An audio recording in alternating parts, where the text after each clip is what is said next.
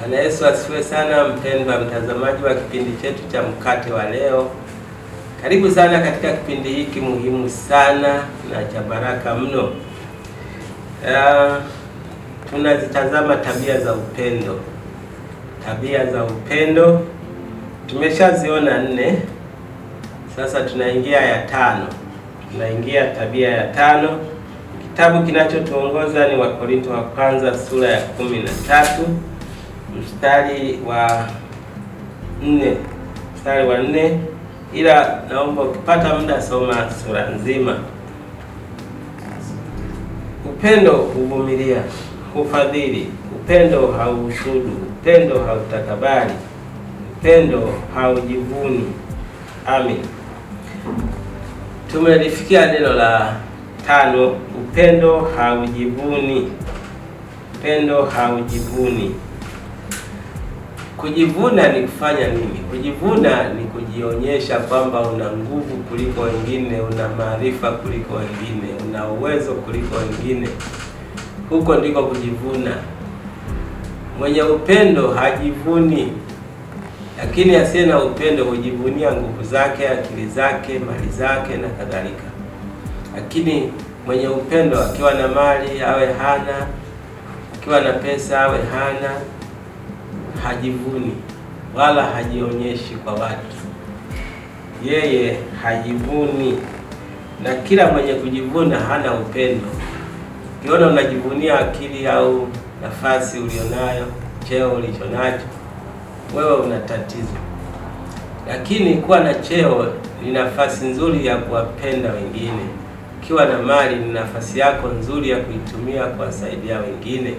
Ukiwa na akili ndio nafasi kubwa nzuri sana ya kuwasaidia na wenzako.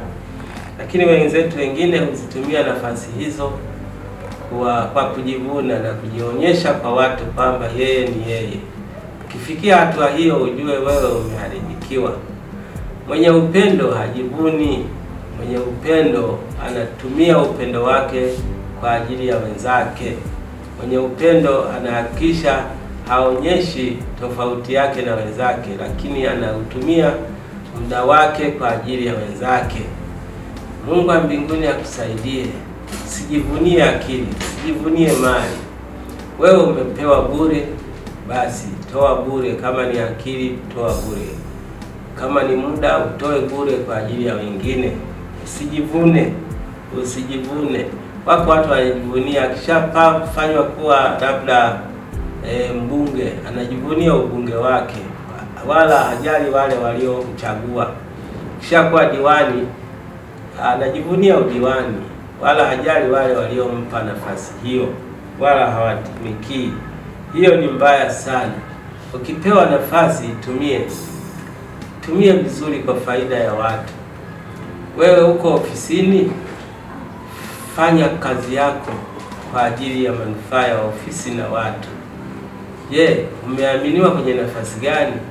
Fanya hiyo nafasi ulioaminiwa kwa moyo na kwa ajili ya manufaa ya hao waliokupa na jamii inayokuzunguka.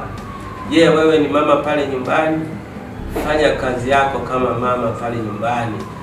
Usitumie nafasi yako ya umama kuwanyanyasa wa nyumbani mwako, watoto au mmeo. Wewe ni baba pale nyumbani, tumia nafasi ya ubaba kwa ajili ya watoto na mkeo, wafaidie nafasi hiyo. Usitumie nafasi yako ya ubaba kuwanyanyasa watoto ama mama. Kila mmoja ajivunie nafasi hiyo kwa kuwa anaifanya kwa moyo, na sio kujivuna vibaya na kuanza kuwanyanyasa wengine. Mwenye upendo hajivuni, anatumia nafasi yake kuwasaidia wenzake, kuhakikisha wenzake nao wameboreka na wameenda katika nafasi, wanafaidi kwa nafasi yake. Mungu wa mbinguni akusaidie. Tukutane tena kwenye kipindi kijacho. Usiache kuniunga mkono kwa kusubscribe katika akaunti yangu. Mungu wa mbinguni akubarikie sana wewe na familia yako. Amen.